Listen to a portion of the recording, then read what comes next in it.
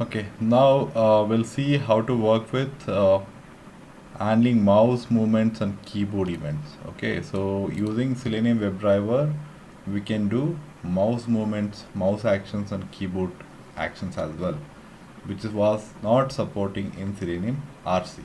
Okay, this is one major advantage using Selenium WebDriver. So how do we achieve? So let's go to sample application. So I'm taking login scenario to achieve that. Here I don't use WebDriver typical methods. I'll use actions class. So I'll explain you what is that action class. So create a new class, mouse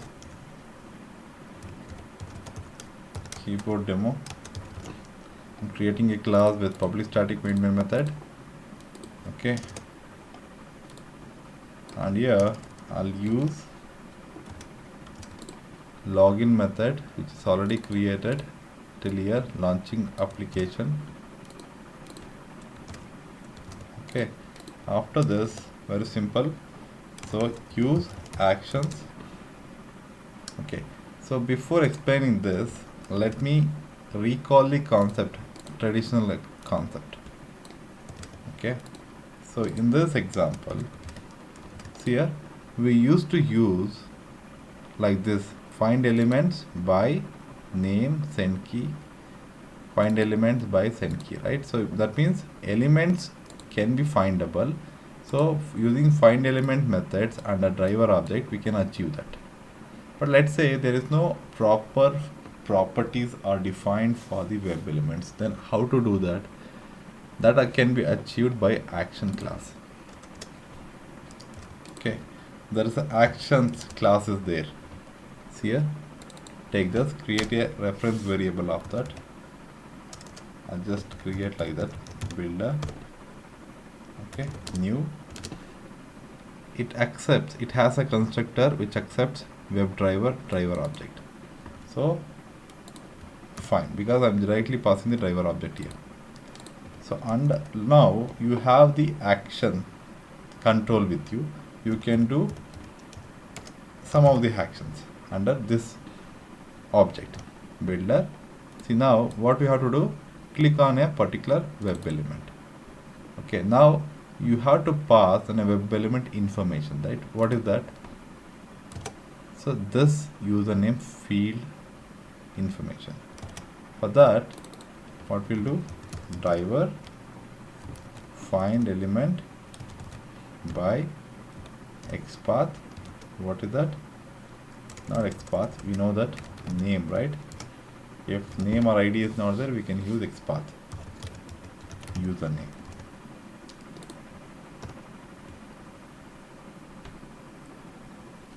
Okay, so I'm clicking on this. Once it is clicked, 1 2 3, yeah, once it is clicked, so after clicking that I should send key what, admin.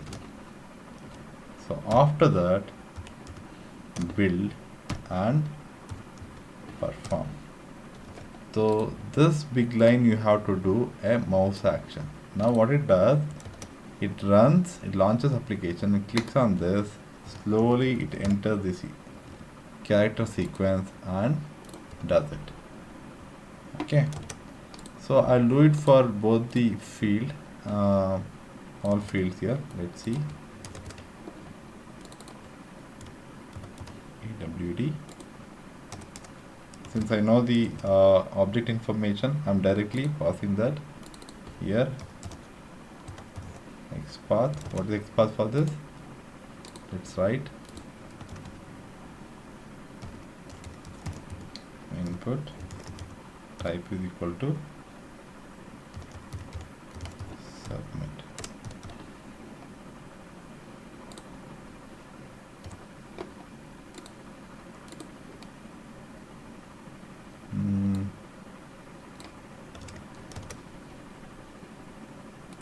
Yes.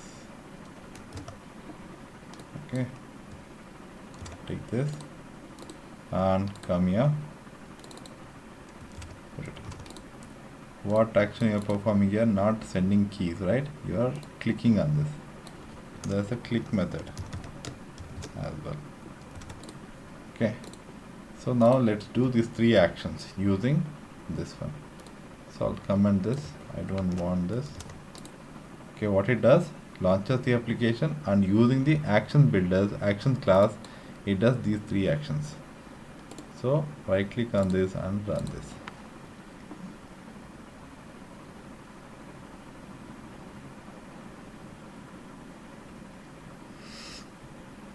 So application is launching, and now see here, this is done by the actions. Okay, fine. So because of password wrong, it could not log in.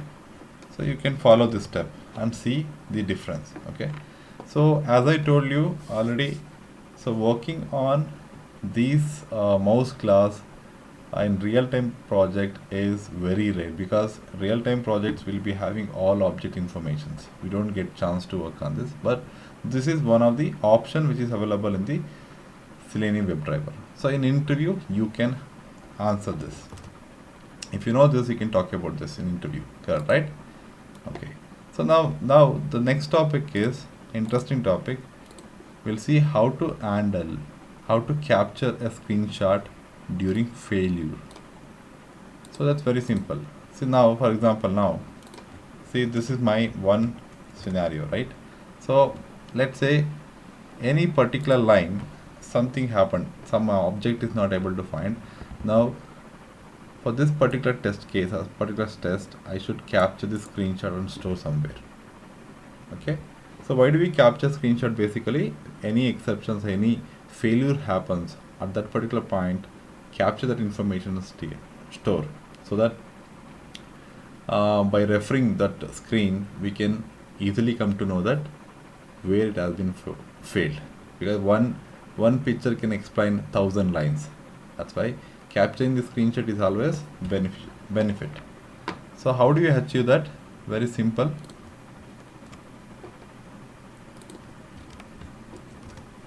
So let me close this. Let's take new example.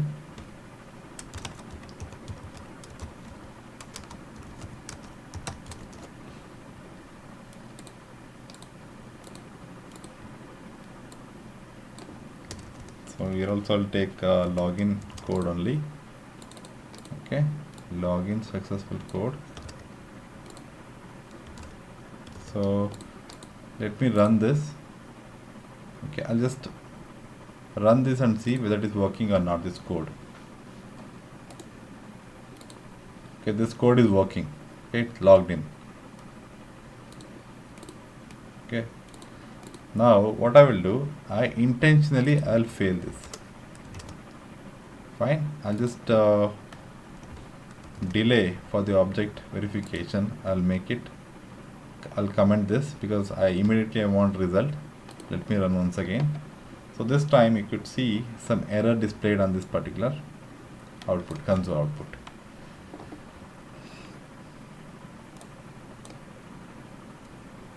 Okay, see now it could not find the object, and when you go back to Eclipse you can find object not found. So now when this particular kind of exception occurs, whenever this kind of situation happens, I need to capture screenshot and then store it somewhere. How do you do that? So for that we have to use try catch. So try catch is already, you know that how to use, we have learned during Java class. Okay, try is a block wherein which you can put all your positive working code. When any line of code gives problem and throws an exception, the catch block will be executed by capturing that information. How do you capture? Using system.out.println get message. Right? So along with this, so I'll just print some customized message.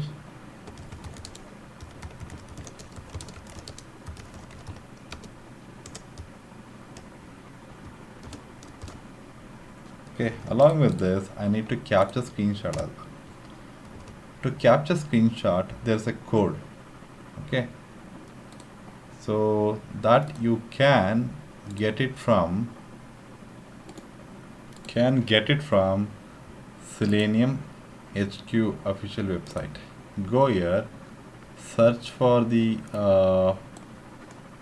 seleniumhq.org and search for this screenshot. Okay, so click on go. You will get a link, something like this. Click on this. So come down. You will get taking a screenshot.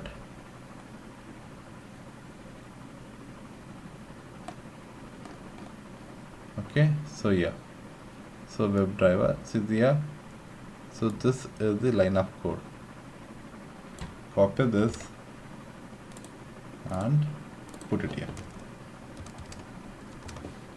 So you can do, otherwise I have simplified this code.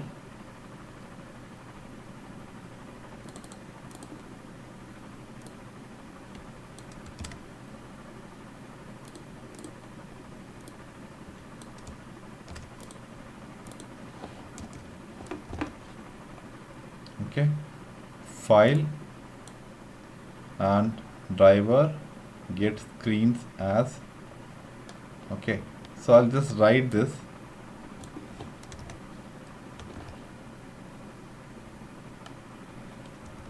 Okay, I'll understand what you have to do to capture screenshot. Very simple. So first, you know that driver object. So this is not acceptable because since you have used catch block, you are using catch block. Let's make it this public, and in our case we should make this public static because we are accessing inside the static main method. Now, okay, so use takes screenshot interface. This is an interface. Okay,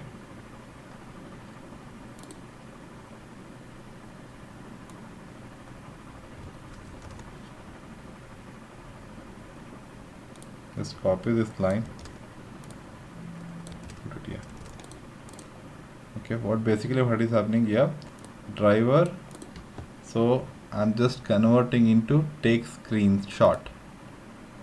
Okay, what is this? This is an interface. Okay, so when you convert driver into this type, you can access, there's a method called as get screenshot as. Okay, so I'm selecting as a output type file. It's a file, so I'm getting a file type, so I'm creating a file variable here. Okay, and then I'm using this line of code. So it's very simple, only these two lines is enough. Okay, so it throws an exception because you are using file path. Okay, add this file utils is a method which is available under IO file units. So while working on screenshot capture, so these two lines blindly you copy and paste it. Okay, you practice this. Fine. So now what happens when I execute this line, this code, when it fails, this captures a screenshot with sample name like this. Login failed.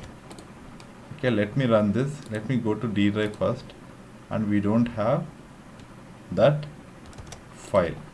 So let me run this.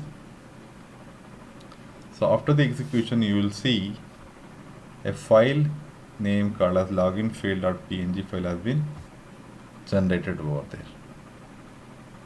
Okay, now launched, it failed. Okay, see here, exception has been displayed, and go to D drive.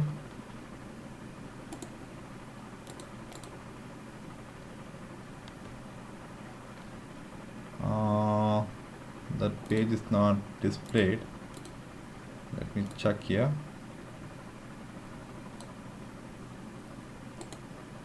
Okay, now execution is done. Let's go back to folder and see. Yeah, this file is generated. Double click on this. See, the screen has been captured. Okay, so let me execute one more time and see the how it works. Demonstrate first. Let me explain. See, we are logging in here. We have logging scenario, and whenever it fails at this step, I want to execute catch block. Okay, in catch block, I'm capturing and printing the object is not found. Okay, and I'm printing the message as well. So it's an option for you. You can print. I can remove this. Okay, now, so when this catch block executed, I want to capture screenshot as well where it has been failed. So for that I have written this code. This two line of code is common for any applications. Whenever you want to capture screenshot, just remember this two line of code. Only here you have to change this path. So when I run this, okay, so during that time, just let me delete this one. Okay, see here the file has been generated because here execution is done. Something went wrong here. Object not found. This particular line has been displayed by using try catch. And when you go back to folder and see, that has been captured. Okay, this is how you can capture the screenshot using try and catch. Okay, so this is the simple example to use try and catch. So now, so wherever let's go to the first example which we have discussed is login, right? Button demo. Yeah, login. Okay, so in this example we have three different scenarios: login with valid, login with invalid, and login page verification. Here you can use try catch. Okay, see here, try. I'm using try between these scenarios. Okay, and catching the exception when the login is failed. If any of these steps are failed, so we can capture the fail result in catch block. Okay, similarly here also. See, this is my positive scenario. Try. Okay, and I know that there could be possibility of failure. So in that case, I can use try catch block, and here I can print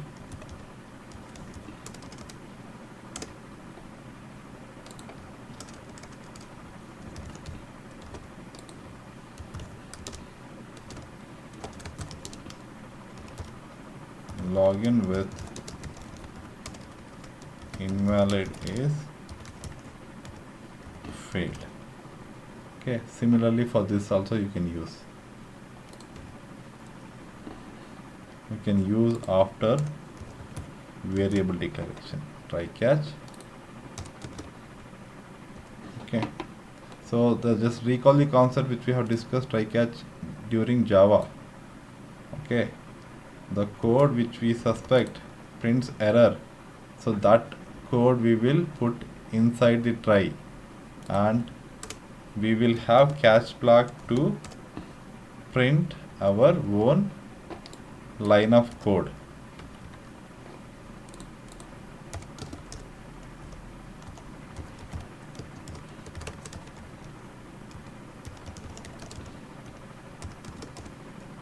Okay, here I'm just printing the some text. Login page verification is failed. Okay, when you run this, so if everything is working, so this will print. If something is failing, this will print. catch block. Okay, for that, let me take one example, plain example. Okay, try catch demo.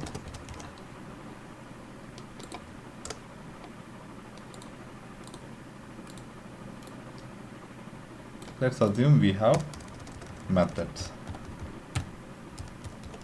Public void login one method. Okay, so we have public void login 2 method. Let's have public void login 3 method. Okay, so now I have code here. So for that sake, I'll take working code itself.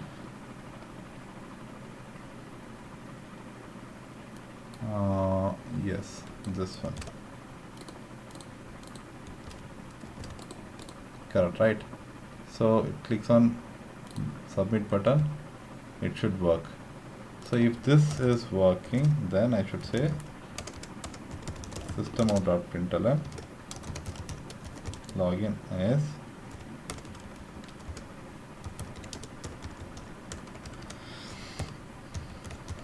successful. If this particular any lines here, any steps are failed, then I should print login is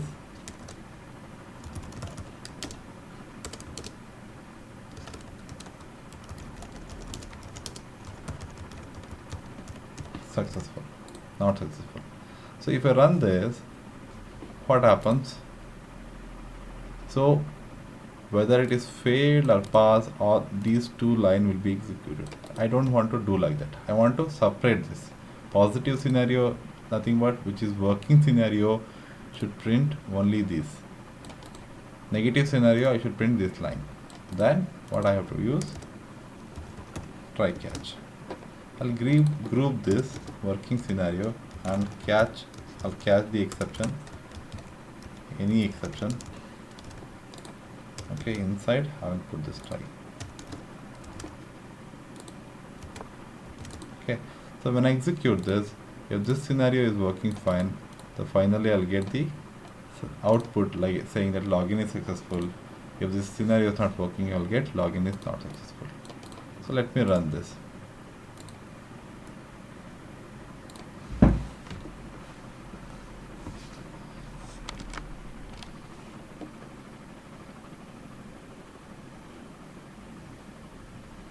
Okay, application is launching. What happened? It stopped.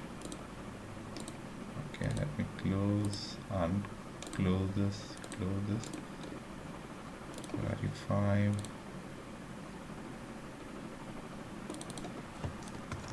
Admin manager. Okay, so let me try once again. Okay, yeah, it's not working because, so we should call this method. That's the mistake which I have done here. Right, to call this method, let's make it public static method. Okay, let me run this now. So this kind of small mistake definitely everybody does while doing coding, so you should analyze and then correct it. So login is successful, close this, go back here now, login is successful message displaying. Let's say I'll just remove this. I'll make one object is not proper. Okay, it failed because object is not found, right? So in this case, the catch block code should be printed. Let's see. Okay, now see, object is not able to find out of username field. Go back here, see, login is not successful is printing. You got it, right? So in positive scenario, if everything is working, the last line you can print like this. If something is went wrong and it is failing, then you can print the line of code which is present in the catch block. So the basic So but here I'm trying to demonstrate how to use try and catch block to get the output in console. So the same strategy you can use in all test cases. Okay, so that means you can get the result in console. It's very easy, right? Almost this one I can say it's a simple framework, very linear framework. You have the code test, multiple tests. You are running all of them using main method, something like this.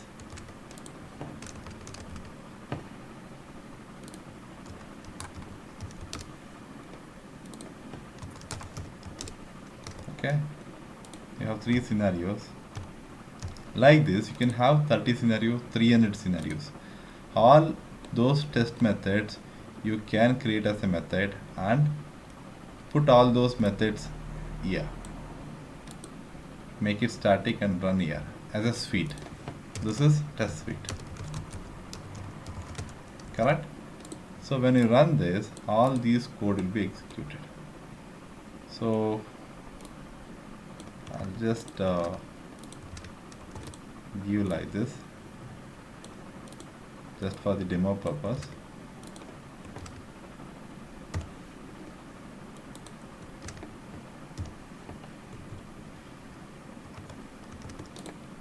Fine. So if I run this now, what happens? All three methods will be executed. So first method as code that will be executed, and second and third method does not have any code, but still it executes because we are calling those methods inside the main method, and you would see the result. See here, login is not successful, first method, test method, login 2, login is not successful, and login 3. So I did a mistake.